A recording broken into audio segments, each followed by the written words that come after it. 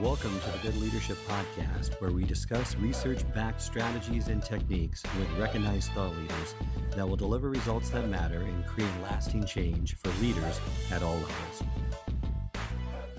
Well, welcome to this episode of the Good Leadership Podcast. I'm glad to be joined today by Dr. Sharon Melnick, who's a global authority on women's success, leadership, resilience, and power. Her approach combines leadership best practices with behavior change methods she developed through a decade of psychology research at Harvard Medical School.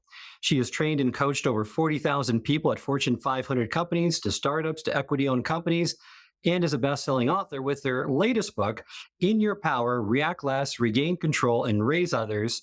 And that's going to be the focus of today's episode with her. Thank you for being on the podcast, Sharon. Glad to be here. Thank you. I always like to start out each episode with just letting our listeners know a little bit more about you. What got you interested in this topic and what had really inspired you to write the book? Well, I'm a clinical psychologist by training, so I'm always paying attention to the inner workings and how it affects our effectiveness. And I'll give you the same answer that I gave the publisher who approached me. And they said it was during the pandemic, and they said, "We know that you wrote Success Under Stress. Could you write a kind of a 2.0? Because people clearly are stressed these days." And I said, I don't think any more ink needs to be spilled about kind of how to handle stress in a generic way. I think that there's been lots on that over the last few years. But my understanding of burnout and exhaustion is stress. We tend to think of it in terms of kind of too much to do, but really it comes rather from too little power. And I said, that's what I really see is going on for people these days, is that people tend to not feel seen or heard or able to make the impact that they're here for. They think that things either in their personal worlds or the company or community or world around them is sort of not going in the direction that they kind of think it should. And they just feel powerless, right? And then that causes stress and burnout and exhaustion for them. So if you want me to write a book on how people can be in their power and feel like they can make change for their own life and make it better for everyone around them, I'm in. And they said, let's do it. And this is a great book. I love the practical framework, sharing lots of tools throughout the book with great stories from your coaching experience. I'd like to start with that analogy, which I've heard before, but I'd love for you to unpack it a little bit more, is you want to be the thermostat, not the thermometer. And the thermometer really means, right, you're kind of at the whim of other people's behavior and you're not regulating your own emotions. Yeah. So this is like a really simple way to remember it. When you're not in your power, the way that you go through your day is like a thermometer. And we've all, kind of think of your experience where your mental and emotional state is kind of like going up and down all day long. It's as if other people act and you just react.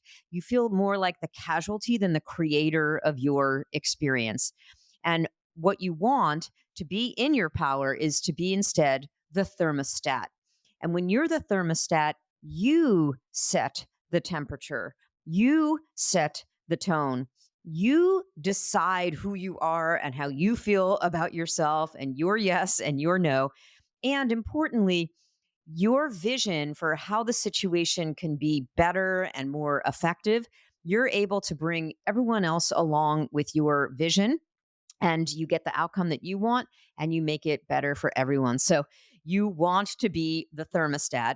And, again, another reason why I kind of wrote the book is that when you're not in your power, when you are being the thermometer, you start to kind of get in that mental swirl or be emotionally hijacked. Like you're distressed, inside, and you start to show up as a diminished version of yourself.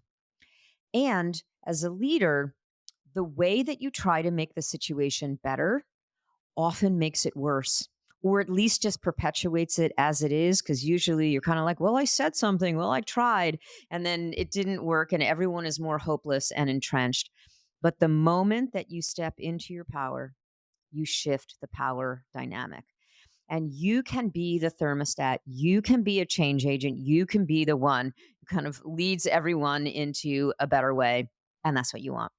The word power, though, is somewhat loaded and has a negative connotation because we normally associate with being predatory, selfish, or manipulative.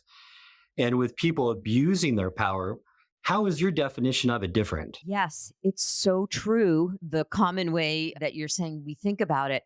But that's only the case when someone is in power, but not in their power. So being in your power is more the ability to be good in you or to get back or to stay good in you so that you respond, not react. So that the way that you interact with the situation, right, is from a place where you're in your power and you can be objective and you can be effective and you can make it better for everyone. And interestingly, the word power comes from the Latin root posse, which means to be able. So it's really an ability. And you want to remember that you have that ability. You have more power than you think, and you can use it for good. And especially, I think all of us kind of have this connotation, but especially women. We feel that we've been subject to power in a way that's been suppressive or even violent at times for us.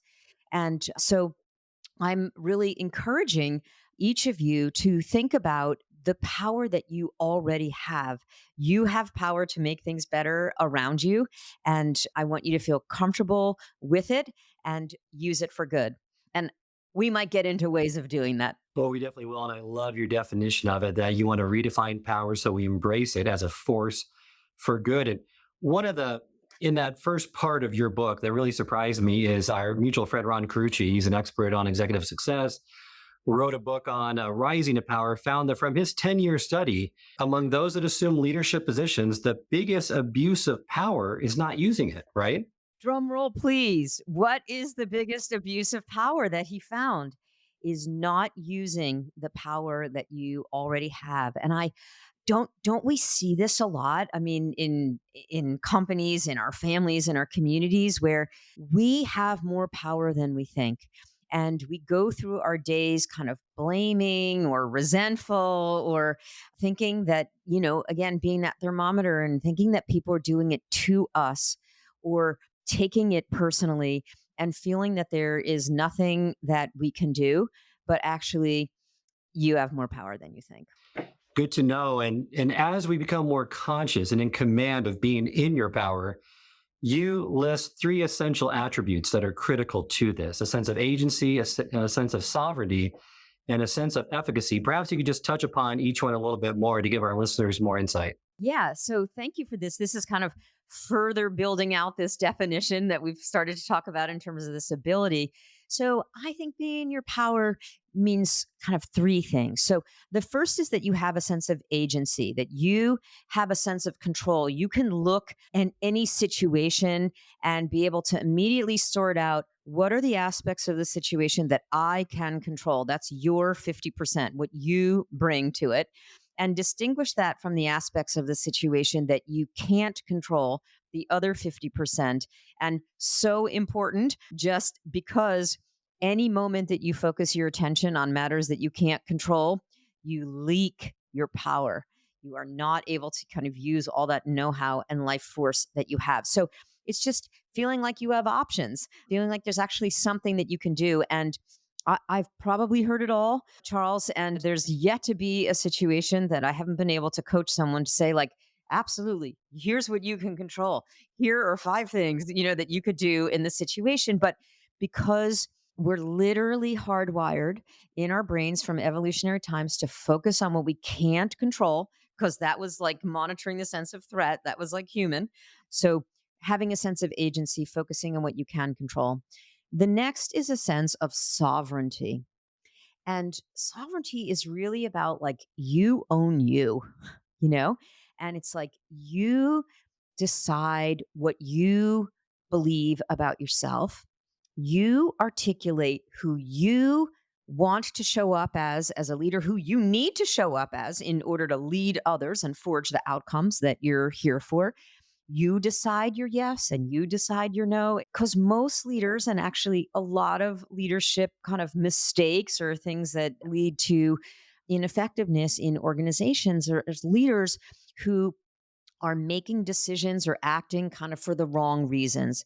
That they're doing so in order to look good or get other people to think something about them, or in order to not have certain repercussions for them, or being perfectionist and grinding their team when they not being able to, lift up and be strategic or innovative. So sovereignty is really about that self trust and that ability to, again, be good in you, no matter what's going on around you, so that you can clear emotions through your system and get back into a clear state. So that you don't take things personally, that you own the narrative about yourself, and you're not always reacting to the one that you think other people are going to write about you. It's so profound when you walk in the world with this sense of sovereignty. Then you can lead in the service of the best interest of all and what is objectively right for the organization or the direction or your family, and not have it come from those personal agendas. And all of that sense of kind of ickiness that you feel from other people, like they're micromanaging you or, something, like it just evaporates because that person is so clean in their energy. And then the third is a sense of efficacy. This is really kind of, once you're in your power, about how you use your power effectively. And, what I see very commonly when giving trainings for leaders or in coaching sessions is that people are not always as effective as they could be at influencing and bringing other people along. And, as a leader, you create the weather on the team. And people aren't always as, kind of self aware and effective at doing that. So I think that sense of efficacy, to know how to get other people to align, to take your head off and see it from the other people's point of view, and then communicate it in a way that inspires and motivates and lifts other people out of their bogged down state and mobilizes people. When you are able to use your power in that way, you are a change agent and using power for good. Thank you for providing those insights. Because you're right, we all have resources within us to make agency, sovereignty, and efficacy our default setting. So even when we are pulled out of power for a time, we can get quickly back in our power. But there's also patterns that we have to be aware of that pull us out of our power. And you talk about three power derailers. We don't have time to talk about all three, but the one that I think a lot of people struggle with is we focus on what we can't control. And you kind of alluded to this before, the 50% rule. Love for you to unpack that for our listeners and just give us some insights around this derailer. Yeah. So, like I said, it's our factory setting as human beings. We are literally hardwired to focus on what it is that we can't control.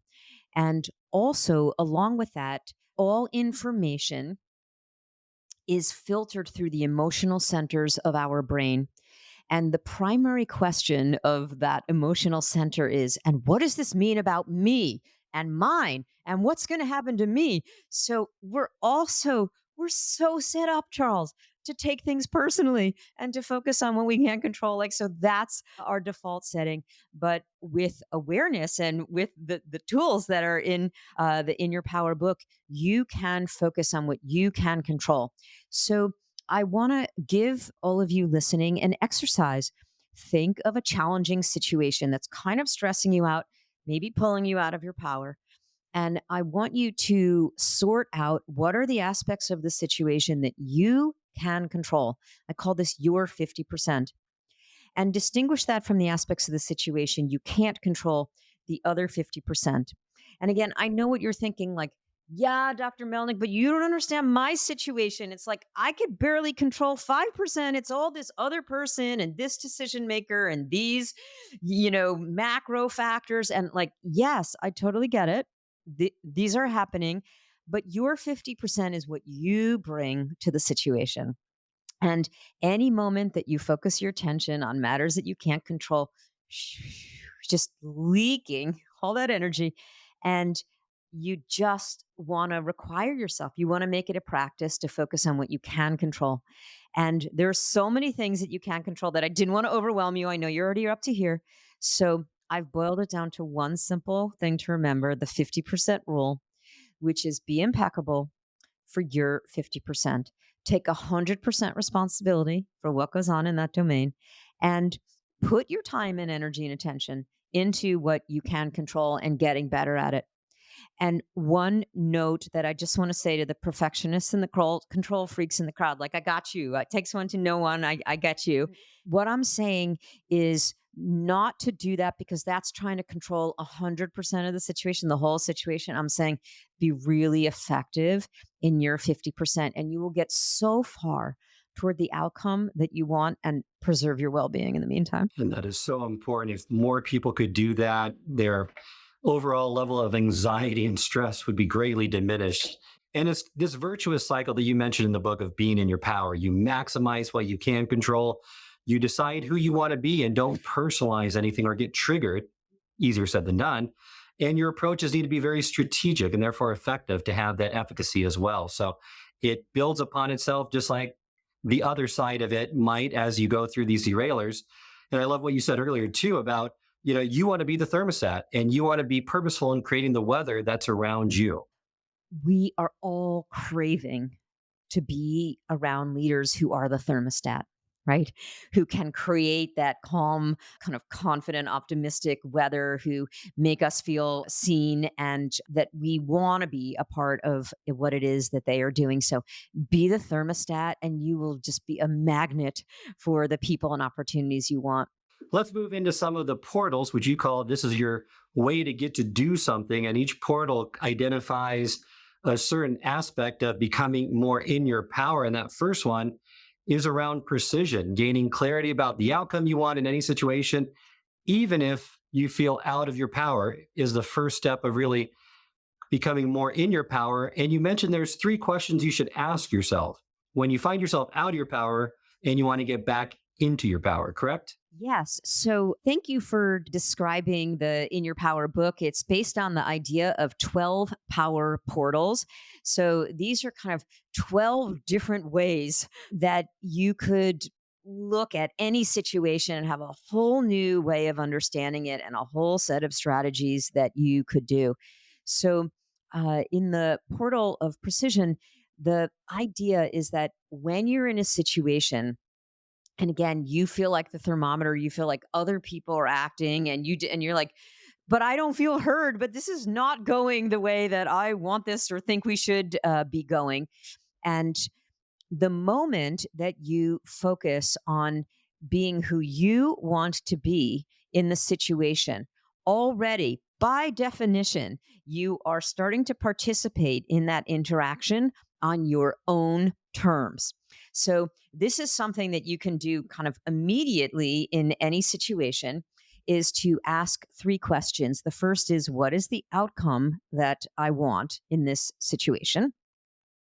And then immediately, you want that to direct you to, and who do I need to show up as in order to move the situation? Like not waiting for other people, not blaming other people for being limited and not taking us in that direction, but who do I need to show up as in order to move us in that direction? And if you want a good to great that, then you could ask, and not only what do I want in this situation, but what is in the best interest of all?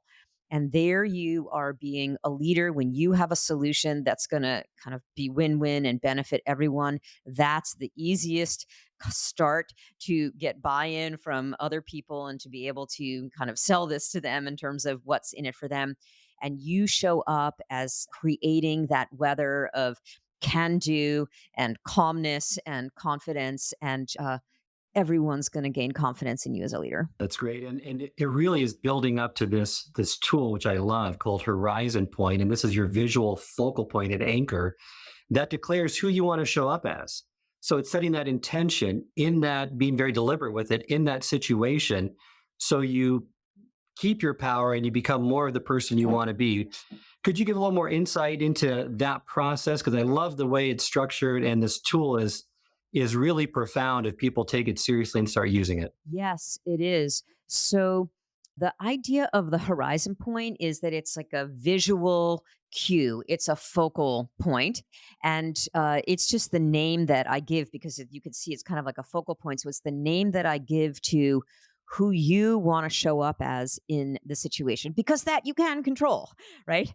And so there is an exercise in that chapter that kind of takes you through the steps of how you reach your horizon point or how you really define it, and it's very unique to you as an individual and your circumstances. It could evolve over time when you're in a different situation.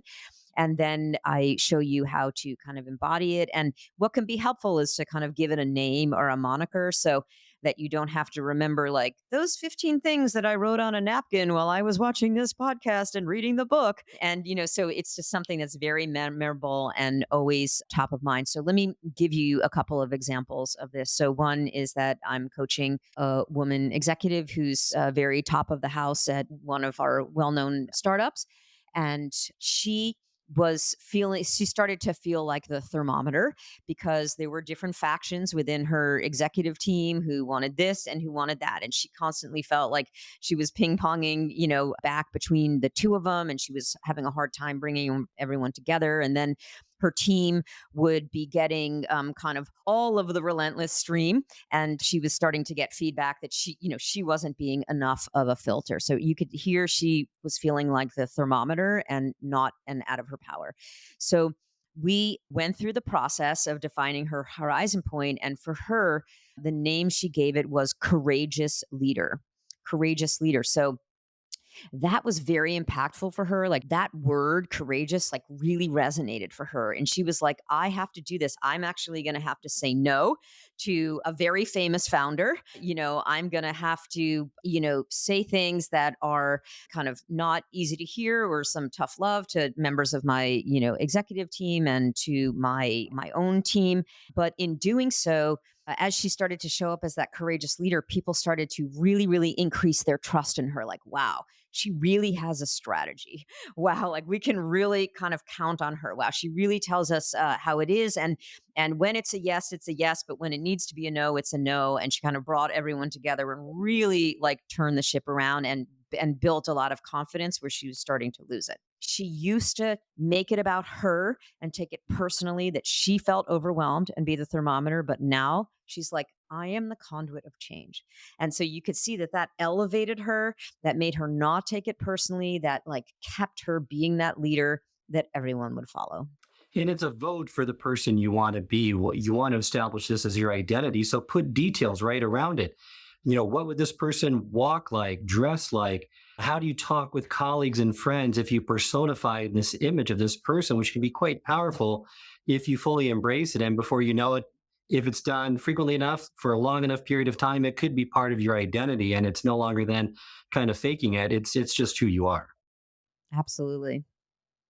Let's move to the next portal. That's about perspective. When it seems like bad things are happening to us, I love this question. I've heard it before, and this is a game changer in many situations in which I've used it in that puts you back in power. So instead of saying, why is this happening to me? I have all these issues. Instead, rephrase it. Why is this happening for me? That's my go-to, Charles. I'm glad that it is for you too. I mean, it just instantly empowers you. And instead of feeling like, what I mean, I'm done to, it just helps me start to think about like, what can I learn from this? And in the overall scheme of things, like immediately I think, I don't know why yet, but I know that something that is going on in this moment is going to help prepare me for something bigger and better. And I encourage everyone to kind of make that your go to question. How might this be happening for me, not to me? That would be a huge mindset shift right there because your beliefs are really your default lens through which you interpret your experience. So they influence your thoughts, your emotions, your behavior. Whether or not you're aware of them or not doesn't really matter. And you mentioned some base level beliefs. And I love one of those that you mentioned that we tend to believe either in a world of scarcity or abundance. And the place that I've seen this really hit closest to home is when other people are succeeding.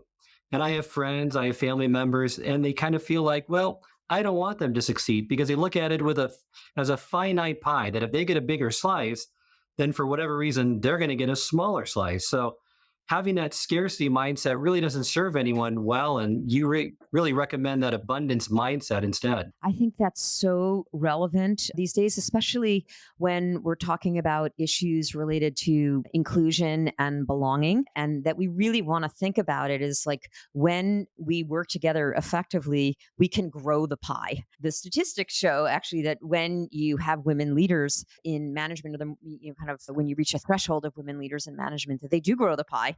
And so it's not a zero sum game in that way. And I think it's very relevant. There was even a story that I told in the book that illustrates both of these beliefs, which is I was coaching a woman who was in HR, and she had been passed over for promotion and actually then was passed over again when we started to work together. And she was really upset. She was like, the people getting promoted have been here less time than I have. And I've been getting these great performance reviews. I don't understand. She was very upset. And so I started talking this through with her, and I asked her that magic question. Let's just consider, how might this be happening for you rather than to you?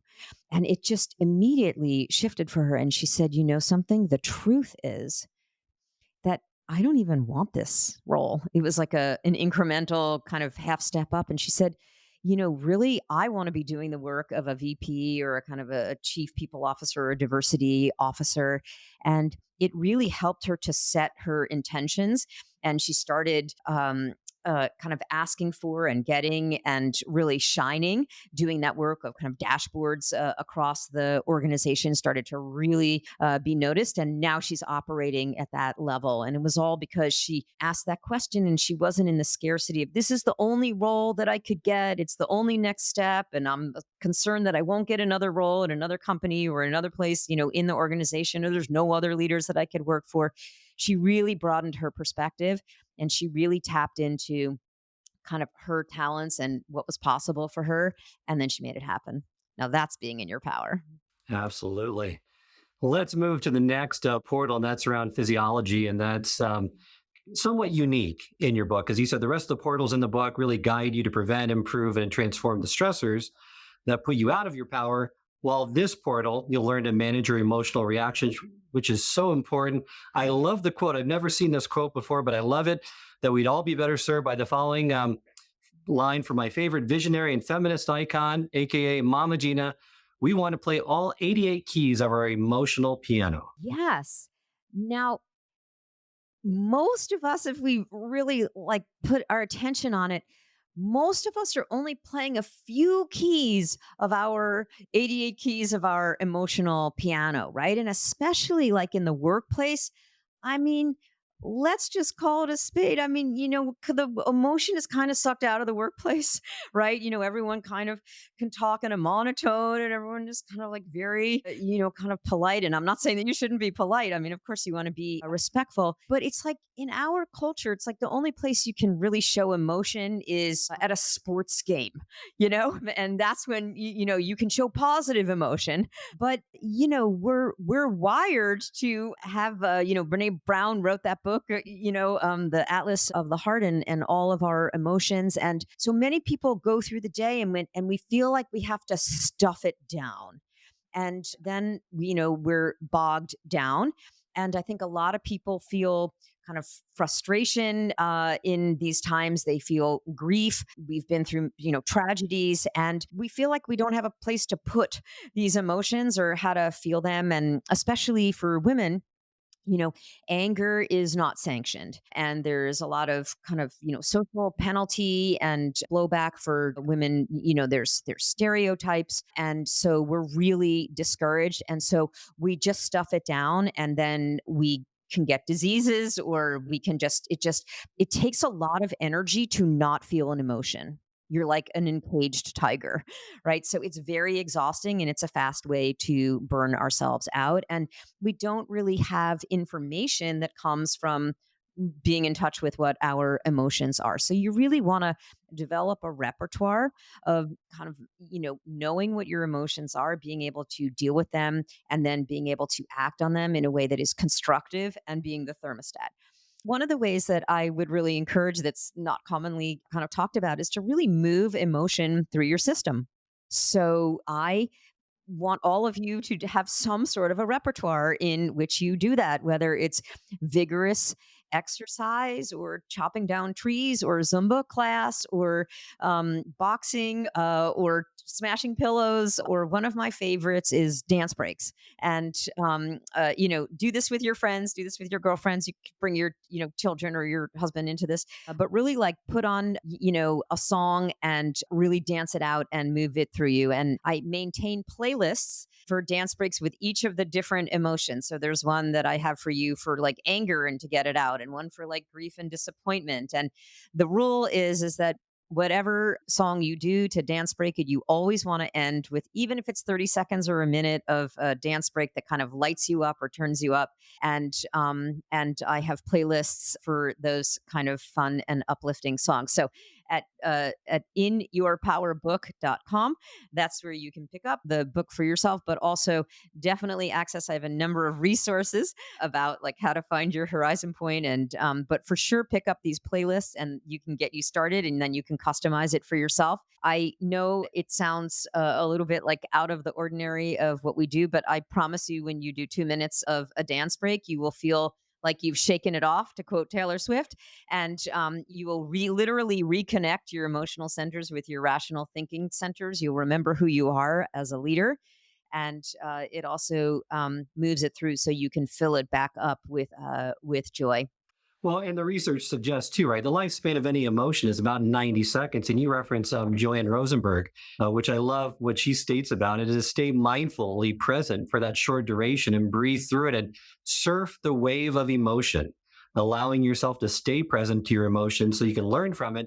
Because so many people repress or suppress their emotions and they come back at them. They don't fully recover from them and are able then to move on, right? Yeah, so we might suppress, or we might just act out of our emotion. Like, how many of us have been in a meeting and kind of had a tone, a defensive tone, or, of frustration and anger, and then kind of rehashed that situation for the rest of the day and into the night. So, emotions are high right now. There's a lot of anxiety about things going on in the world and climate. There's polarization, and a lot of people just are trying to work out culture in companies, and they can feel like the culture might not be going in the direction that helps them to feel a sense of belonging, or that supports innovation. And honestly, Charles, it's one of the top three questions that I'm asked all the time, is like, how do I not react? Because it's just all day long, it feels like a battle, at work and at home. And so when you're the one who kind of masters this skill, again, kind of people want to be around you. They just automatically see you as a leader. And I think that it's now more, this has always been the case as humans, but I think now more than ever, after going through all the things we've been through in the world over the last few years, I think people are really focusing on their well-being. They're noticing when they're not in a state of well-being. And I think people's triggers are coming up and personal issues have been activated, and people are wanting to work through triggers and understand their past and its effect on them, and have inner peace. Like, peace of mind is just really a gold mine these days. This is one way of getting it. Great stuff. I find, the breath work, I know it's overstated a lot, but that's one of the quickest ways to get you to calm down. And one of my mentors way back when stated that the person that's cool, calm, and collected in the room has the power. So it's so true, but it's so difficult to have that mindful pause and regulate your emotions with all the stressors that we're encountering today. Many people do the opposite. I think that's absolutely right. Now, again, there's many kind of hacks in your power book, but I'll just share one here that's a breathing technique, since you bring it up, which is cooling breath.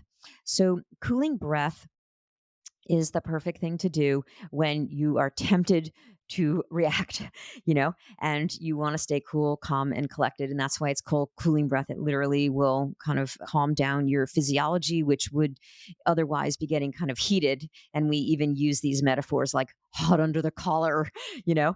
And so cooling breath, try it along with me now. It's a reverse breath. And so you will open your mouth ever so slightly. You'll breathe in as if you are sipping through a straw. I'm going to exaggerate it. And then out through your nose. regular, slow, deep breath. And you don't have to make that exaggerated sound. I'm just doing it so that you can get the sense of it. But open your mouth ever so slightly. Breathe in as if you're sipping a straw or breathing through a wind tunnel, creating a wind tunnel. And if you are feeling a cooling, drying sensation over the top of your tongue, you are doing it right.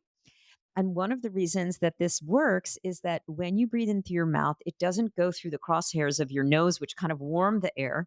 And this breath goes right to your vital organs, and it cools them down. And it can take you out of the part of your brain, which is an emotional hijack, will put you back reconnected to the frontal lobe, where that's your thinking centers. And you can see the bigger picture and get connected with that intention, right? Of who you want to be in the situation. So it's very, very helpful. I recommend that you try to make it a practice to make it a first resort. And the secret weapon bonus to cooling breath is that not only will it calm you down, but it will calm down the other people around you. So it has a very de escalating effect. So use this in your negotiations. You teach this to your family members. Use this when your boss is giving you feedback that does not match the reality of the situation so that you know how to share your powerful truth in response. That's another one of the pearls. So, very, very helpful. So, what you're saying here, Charles, is that, being in your power is really the skill that you want to have to be a leader, to be that thermostat. And being in your power is really the ultimate form of self care because, you can go for massages and, go out for drinks with friends or like have a manicure, pedicure for, for women. Like you can do these things, have at it and have fun, but really they're band aids. And the thing that is causing you to kind of feel out of sorts or exhausted is being out of your power. So that's why it's the root solution for exhaustion and burnout. And you provide many more breathing exercises in the book. They're all great. Recommend for listeners to get the book, look at those exercises. It has a powerful effect on your physiology in the moment to get you in a state of calm. So once you're now calmed down, you move into the next portal, which is around purpose, right? Because everyone's these days, this is a hot topic. A lot of people want to find their purpose. Why are they here? How do we connect to a sense of purpose easier? Many of us are so ingrained in execute mode throughout the day that we really don't take time to self-reflect. You give a great exercise on the 5 whys, but the quote that you put in this portal or this chapter is a great one. And love for us to kind of unpack that just a little bit and then just maybe give a little more insight into, you know, how do we get better with identifying our purpose? And that quote is by Lisa Earl McLeod, author of the Selling with Noble Purpose. And people tend to think of having a purpose is about the inner search for your gifts. The thing that people miss most about purpose is we feel most satisfied when we're making a difference to other people. That is spot on. And I see that in one successful leader after another. It's all about serving others, making it not about yourself. And that is a point that I think is missed a lot with new and emerging leaders or ones that are just focused on getting to the top of a corporate ladder. Yeah, I think that's absolutely right. And when you're focused on your purpose, it puts you in your power because it takes your focus away from what will people think about me or how can I get ahead. I'm not saying that you shouldn't get ahead, but when you have a purpose that is in the best interest of all and is moving the whole enterprise forward, then you have all of these other people who are motivated to help make that purpose happen. You unlock the energy of other people, and it's not only you that is kind of self interested in getting it. This is the shift from kind of your small game to your big game. So your small game is really more about kind of your personalized concerns, like what are people going to think about me? And so therefore I'm going to act out of that or I'm going to track other people's perceptions of me. And your big game is really what's the legacy that I'm here to bring or what's kind of value add that's going to move this whole organization or family or community toward a future that is inspiring for everyone. And, when you're playing your small game, it's very stressful because you have to like monitor what other people are going to think about you. It's not having that sense of sovereignty. But when you're in your power, you're playing your big game, and it's all that heart based energy, and it's all going in the direction, that can connect with other people and toward a bigger picture. And if I could say something that's like an analogy to your personal life, just for anyone who wants to get this at a deeper level. Small game is like try to get love, you know, and being in your power, your big game is like feel lovable, because that you can control. That you can be 24/7, 365. And no matter how the person you went on a date with or your team member or whatever is acting or your manager, it's like you can feel lovable or valuable. And that can be your come from. And then all of your energy, none of it diverted trying to control other people, but rather toward what's in the best interest of all. And again, everyone is a magnet for the thermostat. You're right. So now that you're in your power, we've covered a lot of those tools of ways to get out of your power and ways to bring you back. You mentioned that people might get fired up now and ready to march out and to the powers that be and boldly ask for what they want in life. And perhaps they get it, but oftentimes they don't because they haven't worked on the influence and persuasion skills of this. And one of the most common catalysts you mentioned to being out of your power is the frustration that you get when you can't get other people to support your ideas or requests. And you give some great insights in this portal regarding persuasion. And the first one I love to unpack because this is really critical for many people. It's identifying what you call what's in it for them, right? Asking, not aligning when you really should be aligning with their interests and making sure that you're positioning it in such a way that they feel like it's beneficial to them as well. Yes. So let's talk about it. How to turn a no into a yes. Okay. Because it's so true. I mean, just think about this. It's like when you have an idea, and what happens is that you then go over and over, about the idea in your own mind. You share it with, allies and friends who think the same way that you do. And they're like, yes, absolutely. And you're like, yes, this is a no brainer. When I ask this, I should, my manager or peer, executive peer or whoever, my family member, this should be an easy yes, and then you say your idea to the other person in just the way that you think it in your own mind. And then you get a kind of an unenthusiastic response or a non response or a put off or maybe a flat out no. And then you're totally taking it personally. And then you're put out of your power, right? And then you're ruminating and you're all angry and blaming. Like, no, like we can put a stop to this. So if you are doing that, you are not being impeccable for your 50%, right? Because being impeccable for your 50% would really be like understanding it from the other point of view and what would motivate them to buy into this idea, because it may not be the same thing as you. And so the what's in it for them, I call that's the acronym is the WIFTY. So you always you don't want to make an ask before you consider what the person's WIFTY is. And what's in it for them is both on a business level and on a personal level. And really, you overlook either of those at your peril. So I have a chart in the portal on persuasion of, that helps you to think through like how would you identify, that what's in it for the person on the, in terms of their business motivation and their personal motivation. But what happens is that we then go to the other person, and again we think we have this good idea. It's probably a good idea, but we just say it in the same way that we think it. And then it's here's my idea, and it's almost like you're asking the other person to like stop what they're doing in their busy day with their already exploding to-do list and be like, yes, absolutely, I'm going to, like now divert my resources to like supporting this good idea. Like, no, that's putting too much on other people. It's not really taking responsibility for your portion. So instead, you want to think about what do they want, and you want to reframe your idea in terms of how it will help them as well.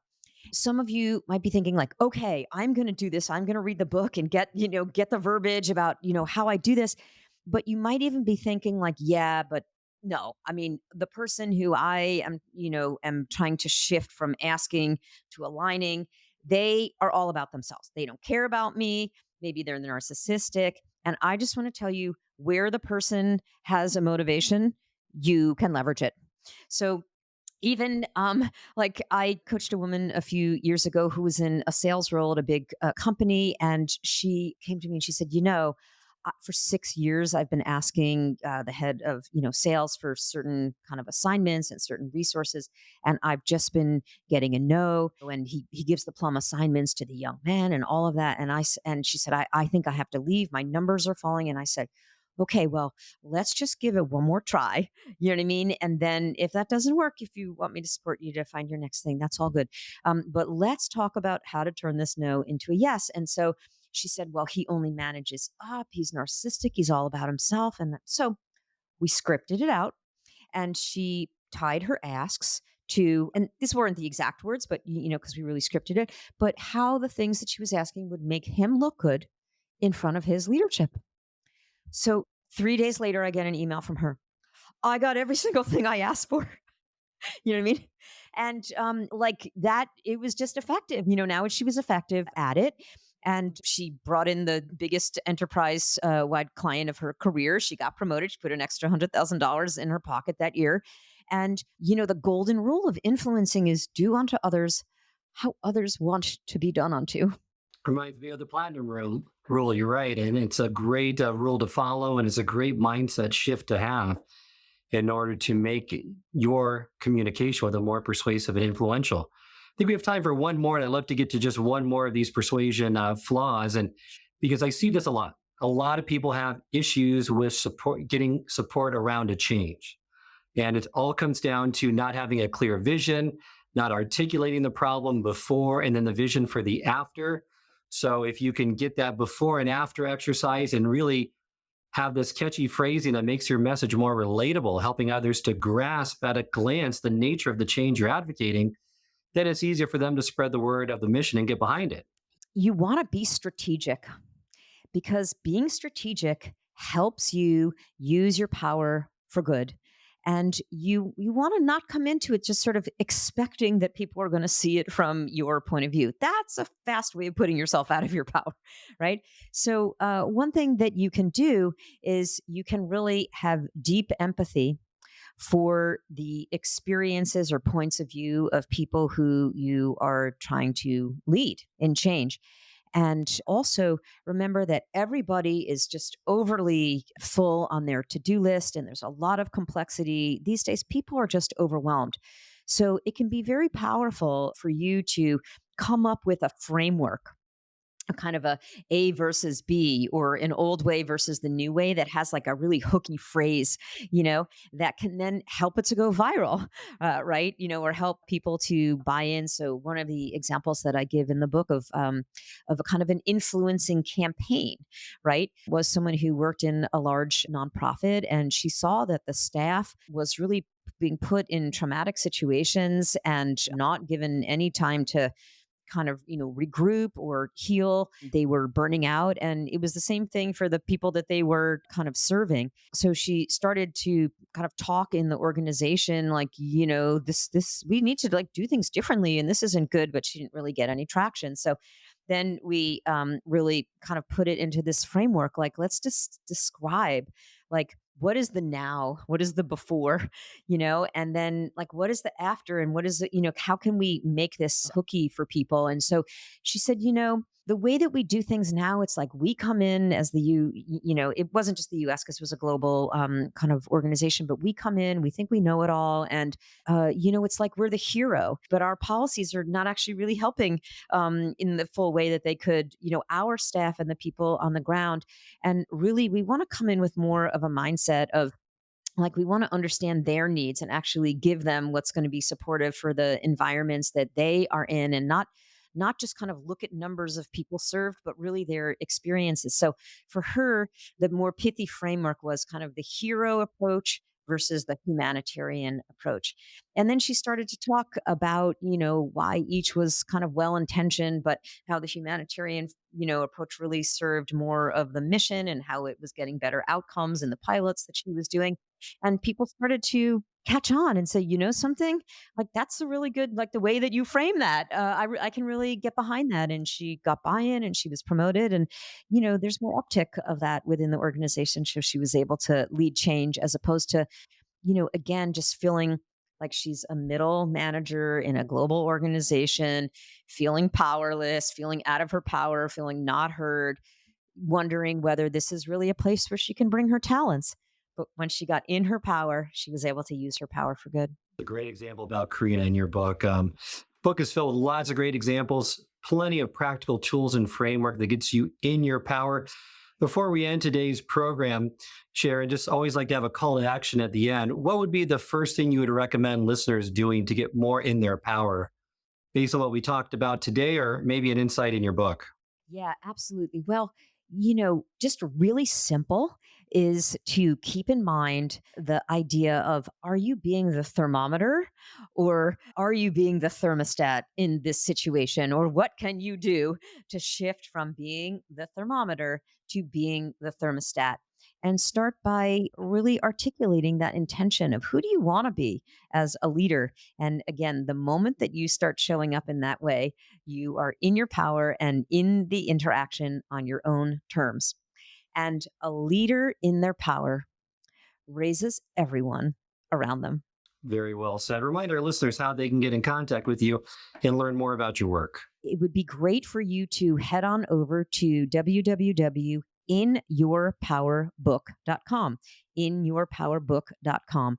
There's links where you can pick up the book at your favorite booksellers for yourself. And really, it's fantastic to read this together on Teams, is what I've been hearing. And also, there are resources there that I've kind of promised to you in the book, for example, like these dance break playlists, like ways of figuring out your horizon point, and lots of other demonstrations of the techniques in the book. So, inyourpowerbook.com, head on over. And also, for anyone who would like to connect with me directly to bring me in to speak to your organization or to consider coaching, I'm at sharonmelnick.com, sharonmelnick.com, or let's connect on LinkedIn. Thank you, Sharon, so much for joining me today. It's been a great episode. Thank you. If you like this episode, then please share it on social media and consider leaving a review or rating. If there are specific leadership topics or industry leaders you'd like us to feature on the podcast, we are welcome to your suggestions. Remember, knowledge's transformative power is only activated when it is acted upon. So what actions are you going to take on the insights and knowledge shared in this episode?